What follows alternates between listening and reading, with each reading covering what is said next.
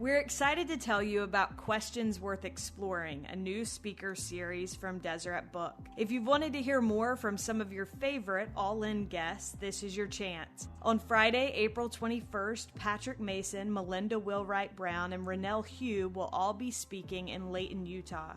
You can learn more about Questions Worth Exploring by visiting deseretbookpresents.com/speaker-series.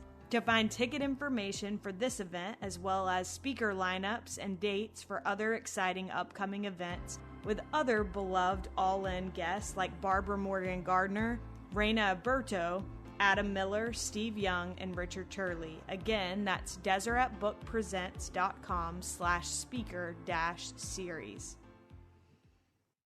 I don't get to do many interviews in person these days, so I relish the opportunity to sit down with Utah Valley University President Astrid Tuminez.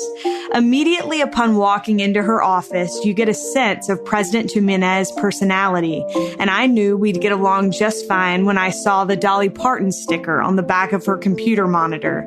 She walks in and immediately commands a room, despite being just 4 foot 11 inches tall.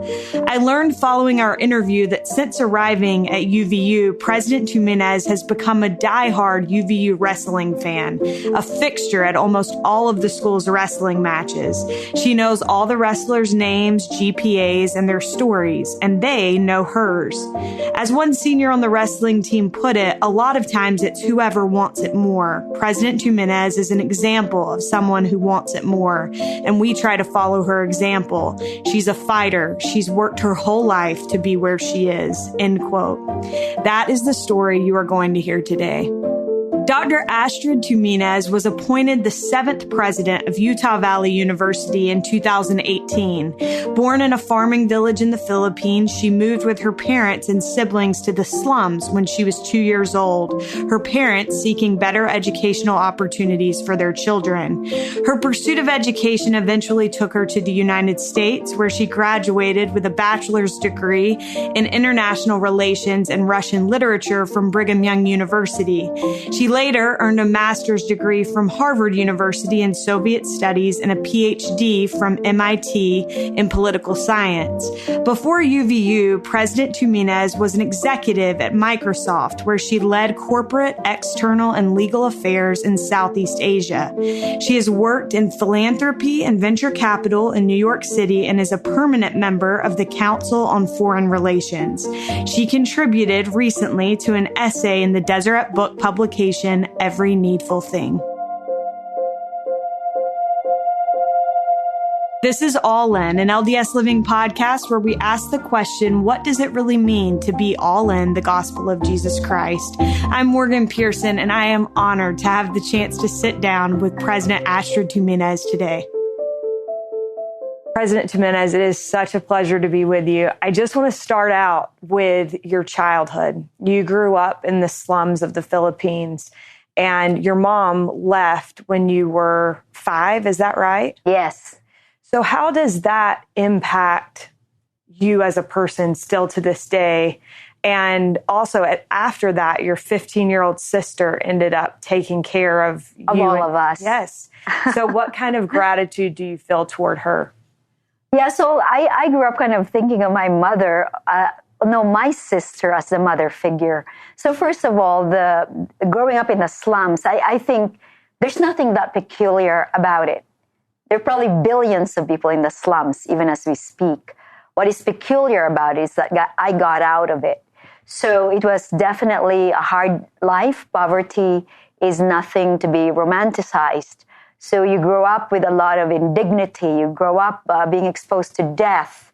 You grow up being exposed to a lot of violence. You grow up also on the flip side thinking about, how do I help myself? How do I solve my problems? How do I get along with my neighbors so they don't kill me? How do I learn from what I'm seeing around me? And to this day, I cannot fathom how my sister, who was really 15 or 16 at that time, really how she did it. You have to do laundry by hand. There's no running water. You have to go to the well. There's no drinking water. You have to line up at 10 p.m. at night with your bucket. And they're not even good buckets. We used to use throwaway cans that used to be filled with something else. And then you put a wooden thing across the opening and you nail it. Again, to this day, there are so many people living under these conditions. I think it's remarkable that my family got out of it. Right. And it is remarkable that we got out of it, certainly with some trauma, but not too much trauma. So yeah, it was an amazing childhood. When I look back on it, it still is sometimes difficult to believe it. And when I've taken my children there, it's completely foreign to them. And yet I say, hey, this is how mom grew up until I was 14. Right.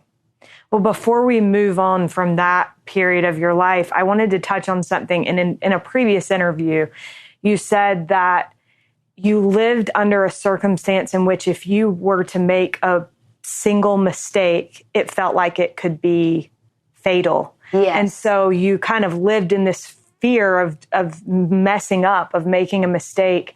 For you now, you've said that you've learned that it's okay to make mistakes, but how has that evolved? I'm still a perfectionist and I still don't like making mistakes, and I still over-prepare. And I want my people to over-prepare because I think you never really get rid of that. I think the difference is being more relaxed about it because, I know what success is, and I also know there's a lot of safety net around me. But having that understanding at a young age that I had no margin for error just gave me a lot of discipline. That, there was no safety net. There were no parents to catch me. I couldn't throw money at my problems. I had to ask myself, how do I navigate this world? How do I navigate this? And it's not even as if I was thinking those questions in an articulate manner. You're doing it instinctively as a child. Right. You're seeing kids drown. So you're saying to yourself, I better not drown. I better not fall off the walkway during high tide. You're seeing kids get sick, with worms. And so you tell yourself, how do I avoid getting worms? And so all the time you're just kind of figuring out this navigation. And actually that's a life skill because you see many adults today who still cannot navigate anything, and that's very worrisome. But having no margin of error, you become smart at navigating. I mean, I even understood power at a young age when I was looking around, and Filipinos, you have to be kind of fairer skinned, taller nose to be immediately kind of somebody and have a good last name because people know you're either wealthy or you're connected to politicians, or it's very stratified. So even navigating power at a young age where I understood I had none. Therefore, how do I join that team with power? Right. How do I gain that? How do I gain that? How do I join that party? I'm obviously not part of that party at all, and have really minimal chances. And so I mean, in hindsight, I can reflect on all this and analyze it, but as it was happening, it was just a question of survival and the day-to-day. Absolutely. So when you were a little girl, you were how old when the nuns came and found you and your sisters? I was 5 years old. Okay. And what do you think it was about you and your sisters? Obviously, there were many children that were living under those circumstances. Yeah. What was it about you all that you think attracted them to you and led them to give you the opportunity of a lifetime, really? My older sisters tell me that it was because we were talkative and probably speaking with my mother. So even though my mother wasn't well educated, I can definitely see later on. I could see later on as an adult looking at my mother that she's actually someone who's very much a go-getter, very type A, kind of and very restless, very hardworking. So I think they probably sensed that in my mother also. And then, when they, so the nun, Sister Elvira Correa, I mean, I've seen her many times since. she always says that I was very talkative. And she was the one who engineered the whole thing. And she thought, this girl has something. This girl has something. And so it's probably instinct. It's the Spirit of God, because these nuns are always praying, and they're always, they spend all their lives being married to Jesus Christ. That's how they are. And I can imagine that the goodness in their hearts and then the experience unfolding in front of them, led them to have that insight that this is a family we should help. And again, that was just truly a miracle. I love that you attribute that to their being in tune to the Spirit. I think that's amazing. Absolutely.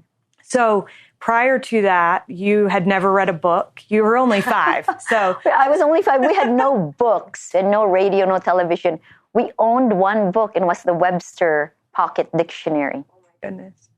Had you tried to read that? Not really, because I couldn't read at that point. I remember I had 5 sisters, so I remember the word sister was really important to me, and I knew some letters, and I actually remember knowing that it began with S-I-S. That's it. I didn't know what came after. Right. And I was really worried people would ask me to spell the whole word, and then I'd be revealed as a charlatan, who couldn't spell or read. So you get to this school, and immediately you start devouring this opportunity to learn. The nuns gave you an opportunity that I don't think can be measured with any amount of money.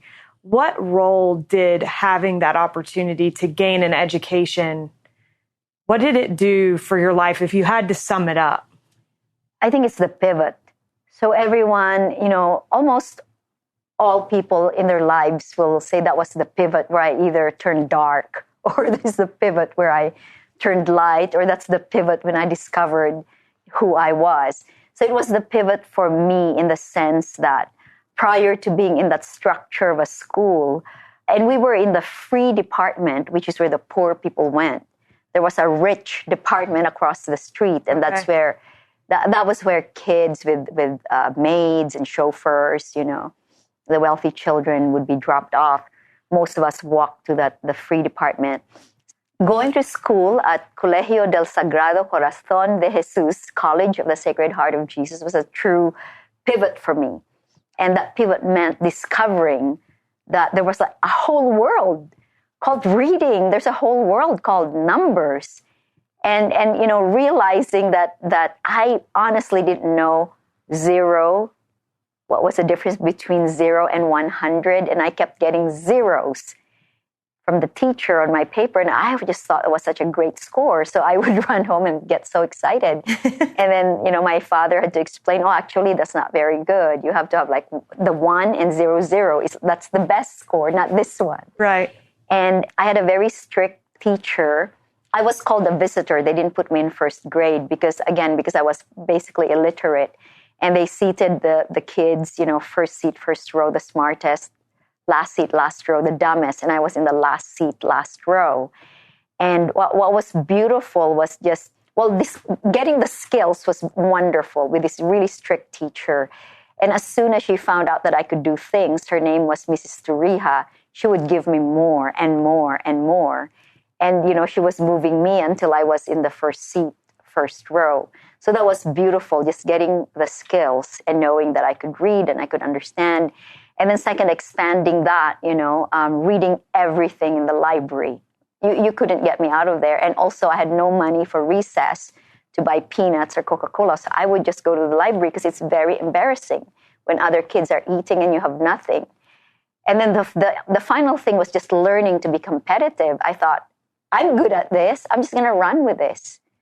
And I'm just going to be really the best at this. So discovering competitiveness because I was so ashamed to be the worst. And in my culture, shaming and naming is a good thing. And in America, everybody gets a trophy. I mean, in Asian culture, they name you and shame you. And that has its good and bad effects. But I think the good effect for me was wanting to be competitive. And that's been my modus operandi since, I don't know that. How can I learn that really quickly? And how can I be as good, if not better, than everybody else? I'm also a very competitive person, so we would get along well. President, I wanted to ask you about potential and about what it means to you in retrospect that these teachers saw you in that last seat, last row, and recognized your potential. What does it do for a student when they have a teacher that recognizes and sees potential and encourages that potential? Mm-hmm. I often like to say that no person is self-made. And when any person is arrogant enough to say they're self-made, they have done zero self-introspection. And so that ties in with your question about potential, who sees your potential, takes a risk in you, invests in you. So people around us have done that for us, whether that's our parents, our teachers, neighbors, our bosses. And for me, what it means, especially now that I'm running a university, Utah Valley University, is open admission. When I applied for this job, I found that a little bit nerve-wracking that you accept everybody. That's sort of the opposite of everything I've known. The main thing I've known is to compete really, really hard. And I knew that in high school. I knew that when I started at the University of the Philippines.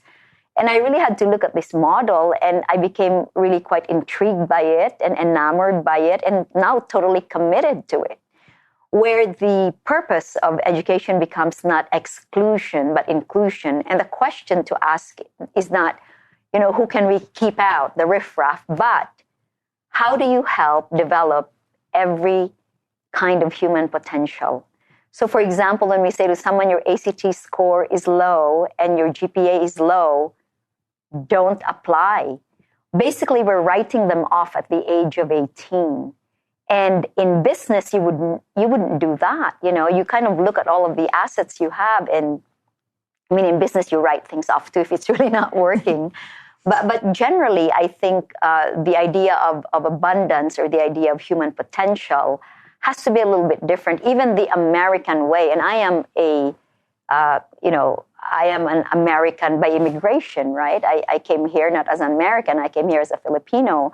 But I think the whole idea of the American dream and the American way should be that human potential is treated with a sense of abundance. That people who were written off in high school or were bullied or didn't have good clothes or, were hated by their teachers or their guidance counselor, why are we writing them off? And so that's where the idea of transforming the human potential through education comes in. It's very complicated when you're educating a very diverse university or a classroom where you are combining someone with a 14 ACT and someone with a 34 ACT or a 1.6 GPA and a 4.0 GPA. You really have to teach in a different way, and you have to grow confidence. And so I feel strongly about it because I think investing in human capital is something that we should do. Yes, not everyone will go to Harvard or MIT, where I did my graduate work, but who cares? Other people are smarter than I. The EMTs can save a life. The dental hygienists can save teeth. Who am I to talk, with the kind of education that I had? So there are different intelligences and there are different skills. And I think it's using education, post-secondary education, and actually education from pre-K all the way to whatever people want to attain. I think we should live that more sincerely and more effectively, and that we don't all become, elitist snobs, because that becomes quite boring. And in America today, where seriously, inequality in this country is terrible. And I grew up in a third world country. I know what that kind of thing does to people, to individuals, to families, to cities. You're going to have crime. You're going to need more prisons.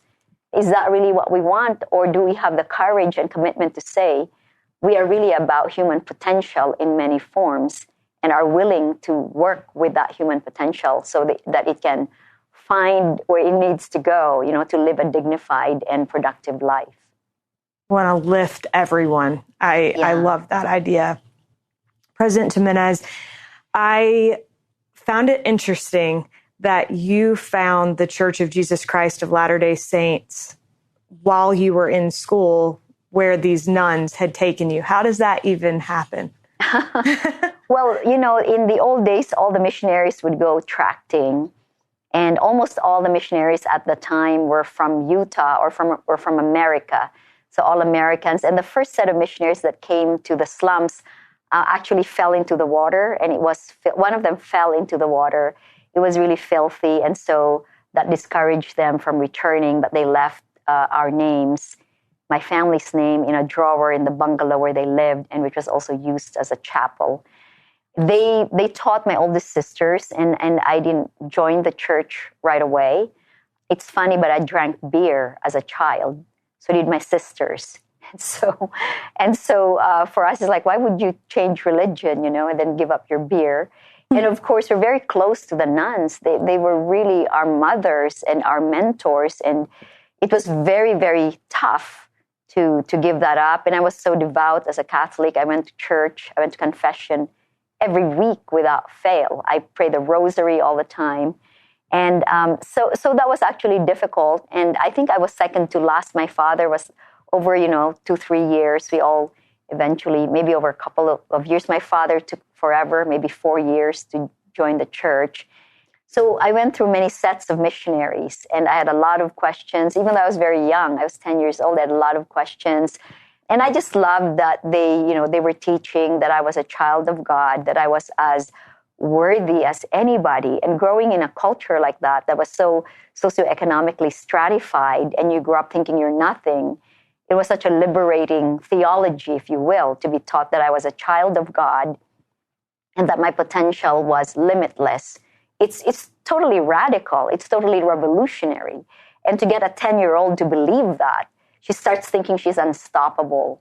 And so I joined the church, and I think it was such a great influence in my life because it gave me a lot of aspiration, a lot of discipline, the church programs, to this day, where my youngest, for example, goes to young men. I think these programs are amazing.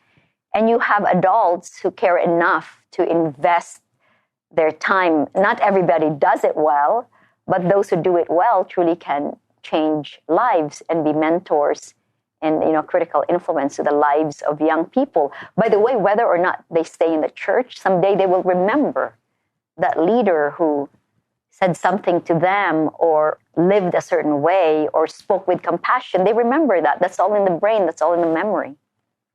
I think that's something that we often underestimate within the church is how much time people are investing. I often think if I could go back to my young women's leaders, I would thank them for, taking PTO to go to girls' camp. That's a big deal. Yes. President Tuminez, I think about that experience that you had growing up in the slums of the Philippines and how it must have been so life-changing to learn that, like you said, about your divinity, that you were a child of God, and to be able to recognize that that was within you all along. You had all of these natural abilities and talents, but also just innately, did you have a sense that you were a child of God prior to learning about the gospel of Jesus Christ, or was that just mind-blowing to you?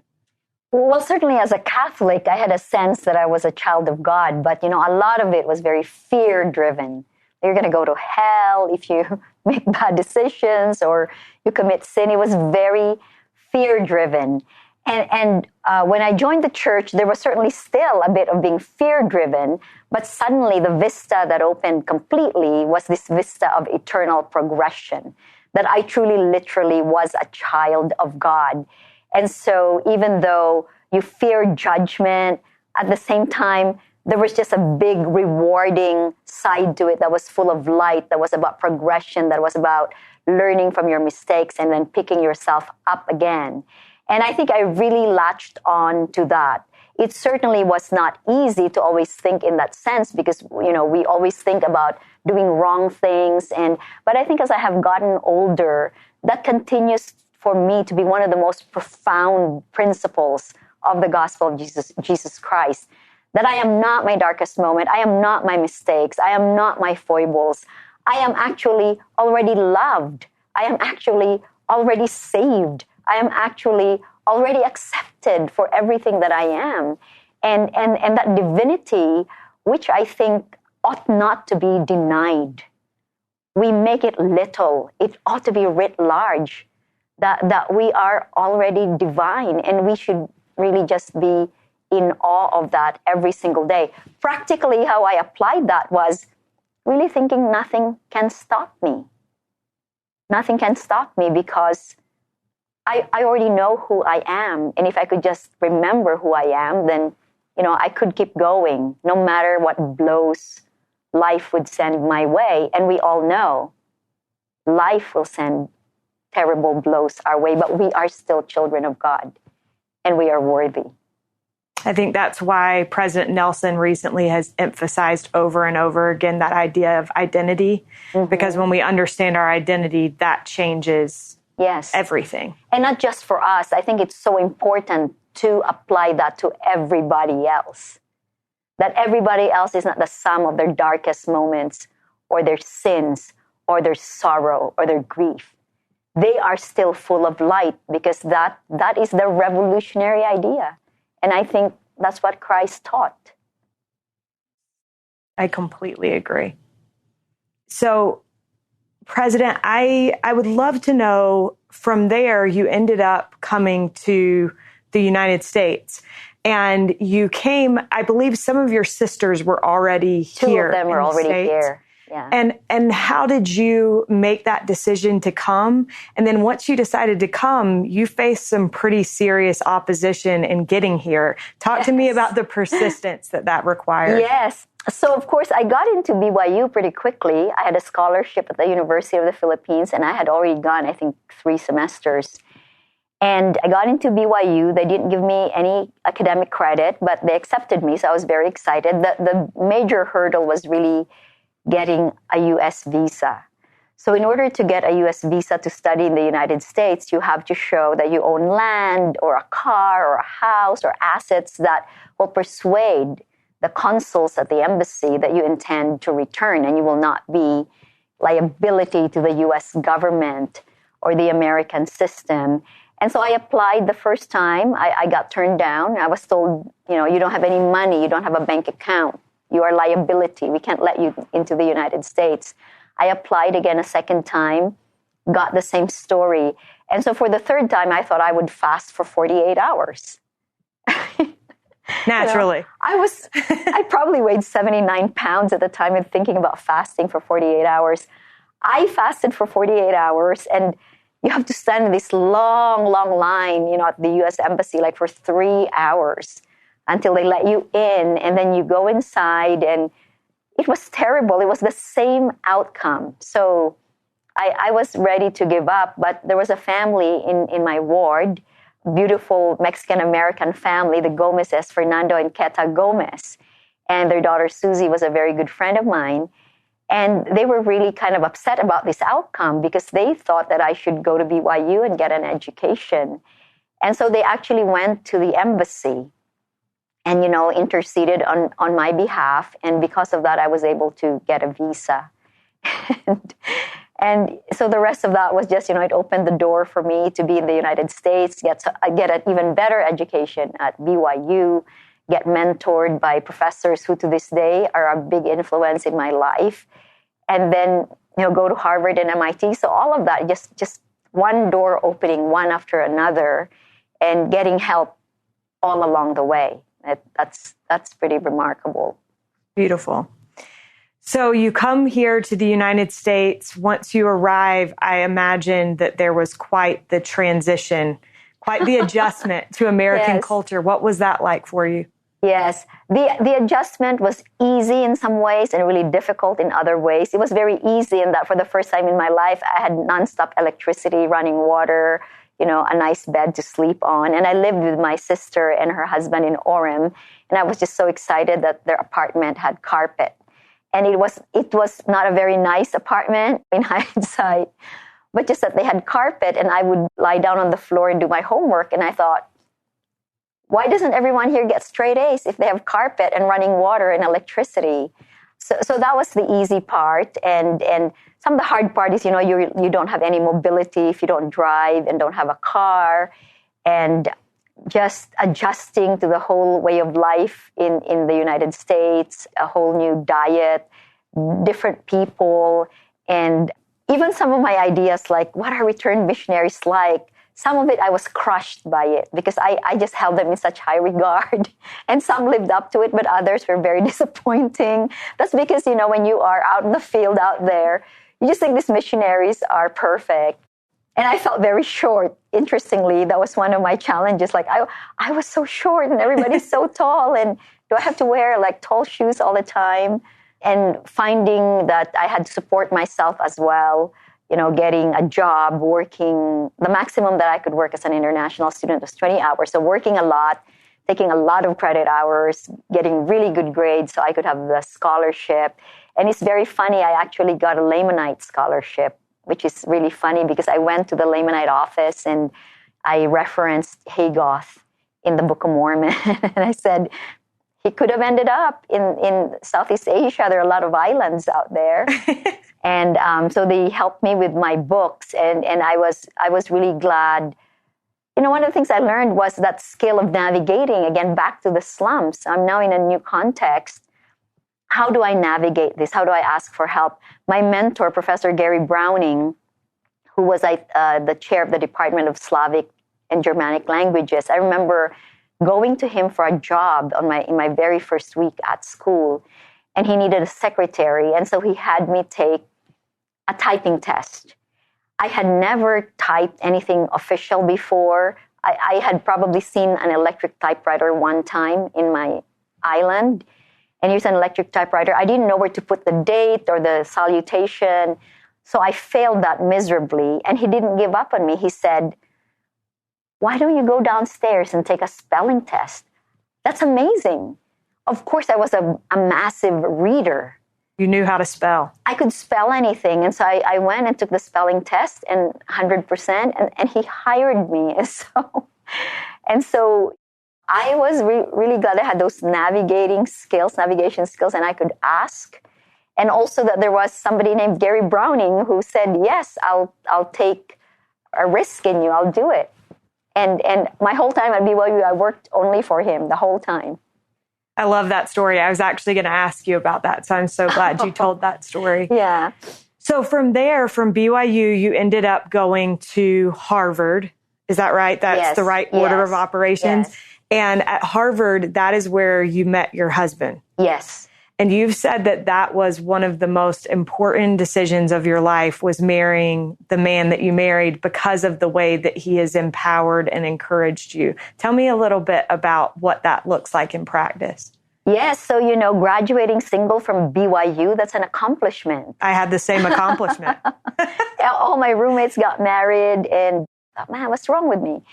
So getting to Harvard and meeting Jeffrey Tolk, my husband, T-O-L-K, that's a critical pillar, if you will, of my life. And I always tell my children the most important decision you'll ever make is whom you marry.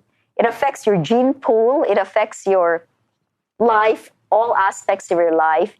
And what was funny with Jeff was when we were dating at Harvard, he was a senior about to start law school at Harvard.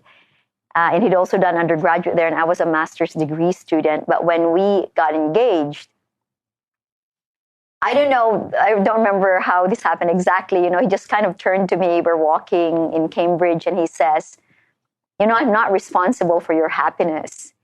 And I was just so struck by that. In my generation, I think we sold a myth that you just get married and, the heavens part and you're going to be happy forever. And that's completely untrue. But that was my expectation that, you got married and suddenly as a woman, you're all set for life. And when he said that to me, it kind of froze me in my tracks. It kind of shocked me that this man I'm about to marry just told me I'm responsible for my happiness. But that was such a wonderful thing to say to me because I took it seriously. I'm responsible for my happiness. I'll navigate my own life. And, because of that, and we were mutually very supportive of each other's education, of each other's aspirations. And my first biggest job was in the Soviet Union, and Jeff was actually in New York starting his career as a litigator in securities. And just the fact that we lived apart, but I would come home to New York every 6 weeks to say hello to him. I mean, that's totally something most people didn't understand. And yet that we had that commitment to one another and to supporting each other's dreams. And that's what I think is the secret. I always say a good marriage is one long conversation. If you have nothing more to say to each other and you're not interested in arguments or insight or, some surprising idea, I think the marriage falters, and at least for me.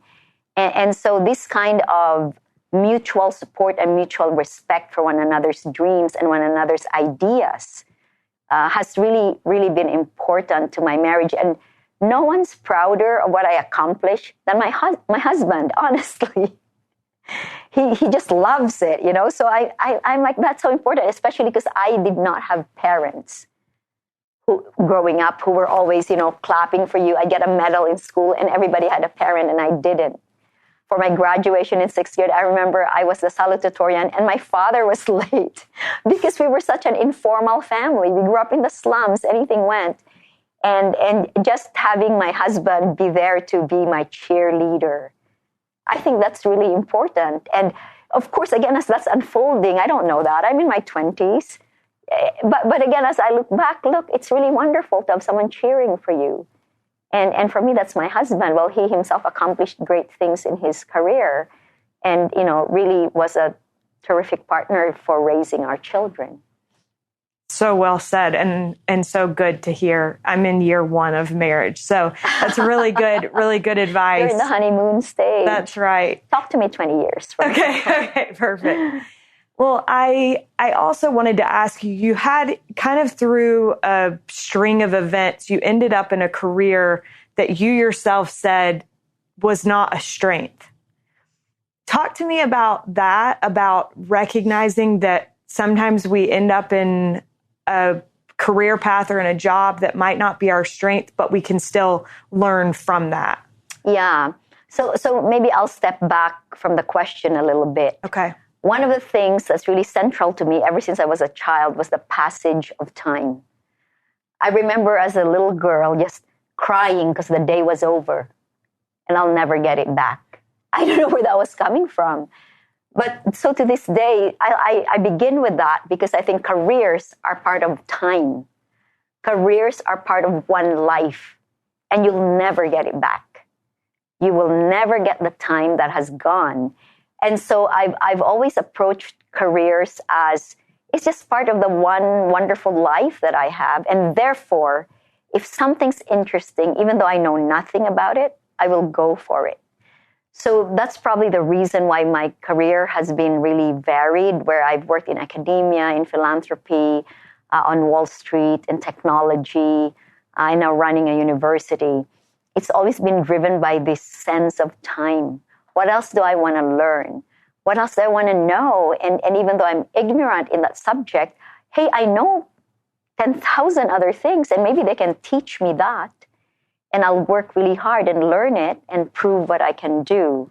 So that, I don't know if that answers your question, but that's the reason why I have had what I call a zigzaggy career. But at Utah Valley University, I find that everything I've learned in philanthropy, investment, academic administration, technology, peacekeeping in the Southern Philippines, peace negotiations, is all applicable to a university because that's how diverse universities are. Every aspect of running it requires this, composite set of skills to be able to see and understand what's going on.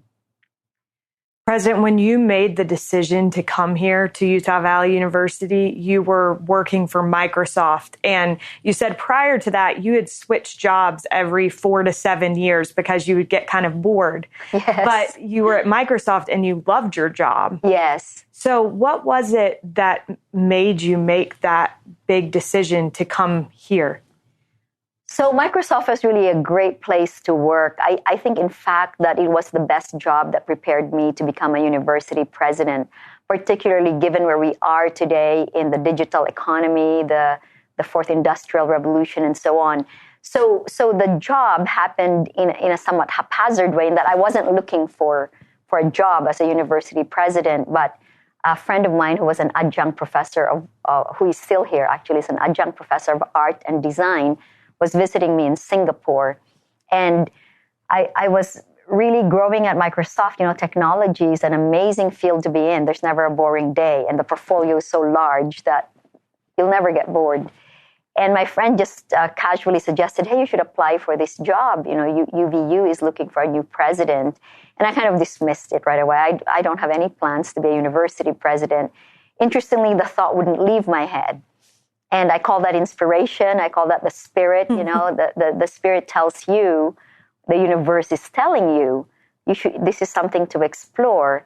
And so I looked up UVU, and I was just shocked at how much it has grown and evolved into this amazing institution with big ambitions, while it still carries within its DNA a lot of, humility, workforce orientation, technical education, bachelor's degrees, everything. And so I was really, really intrigued, and I decided to apply. And the rest of it, as they say, is history. And I really wasn't sure how I would fit in, but the more I learned about UVU, the more I realized that I could use all of my skill sets here. And then the other question was really impact. So certainly in the corporate world, I could have a lot of impact. But, at the end of the day, there are pressures in the corporate world that are a bit different in the academic world. I think in the academic world, there is a lot more space for pure idealism, while at the same time you have to be really hard-nosed about your competition and your resources and how you use them. So anyway, I came, and it has not disappointed me in any way.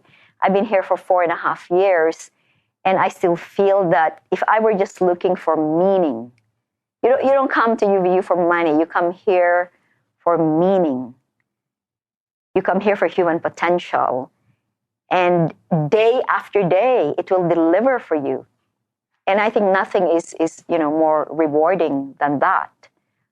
So yes, I'm here, and I love it, and I have no regrets. Well, you've done a wonderful job. What would you say is your greatest hope for this time in your life, for your presidency here at UVU? My greatest hope in my life is not just UVU. Obviously, I have a family. So my greatest hope, actually, first and foremost, is for my children and my husband, that they continue to pursue their dreams and never stop having a really full and rewarding life. And for UVU, of course, we have many dreams here. I think we have a 21st century model of education that really works. We accept everyone. We have scale. And we do everything here from certificates, associate, bachelor's, and master's degrees. We're very pragmatic about the education that we want to deliver. We have faculty who are very committed to improving the human condition, into having social justice and really living inclusion, not that you feel sorry for those who are underrepresented, but you have an ability to use all of the resources of the university to lift everybody up. Because I think when they succeed, everybody becomes less tribal when there's more success. So we have many dreams in terms of having more students complete degrees, moving on into the world of work and life, and succeeding as active citizens, as fulfilled individuals, and as productive members of society. And we have ways to measure that. We have many other dreams here that are very specific to areas that we work in, whether that's engineering or the health professions or mental health. We are a very big player in mental health, and that's an issue in Utah and around the world. So whether you're talking about educating nurses, teachers, guidance counselors, substance abuse disorder specialists, we are doing all of that here. And 78% of our alumni are still here 10 years out. So the big dream is, hopefully at my deathbed, I can look back at Utah Valley University or Utah, the state of Utah, and say, wow, I was a part of that amazing story whose ending I did not even see, or whose further evolution I did not even see. You cannot walk up and down our corridors here and not feel energized by the students. That they come in all shapes and sizes, all levels of confidence, and you have to help them open their eyes to their own potential. and navigate their lives and navigate education and fight for themselves because they're worth it. I often tell students, you're not doing this for your mother. You're not doing this for your father or your grandparents or your boyfriend. You're doing this for you because you are worth it. No one can take that from you. If you believe you're worth it, nothing's hard. You'll get it done. And when you're successful, then you help others. Well, I completely agree with you. I had never been on this campus until today, and I walked through, and it really was. There's a good energy, and I'm grateful for the chance to have been with you today and appreciate your time so much. My last question for you is, what does it mean to you to be all in the gospel of Jesus Christ? To be all in the gospel of Jesus Christ for me is to wake up every day in awe of this world and of every human being, and to be able to open my eyes to everything good, bad, up, down, sorrowful, joyful, and to know that all of that is something that I need to embrace and that I need to constantly become more Christ-like. So be in awe, embrace it all, and my job is to remember that the gospel is about developing a more Christ-like character. And I have to do that with both awe and joy. Beautiful. Thank you so much. Thank you. We are so grateful to President Tuminez for joining us on today's episode. Big thanks to KSL for their help with this episode and to Derek Campbell for his help with the audio, as always. If you'd like to read more about President Tuminez's experiences, you can find an essay she wrote in the new Deseret book publication, Every Needful Thing. Thank you so much for listening, and we'll look forward to being with you again next week.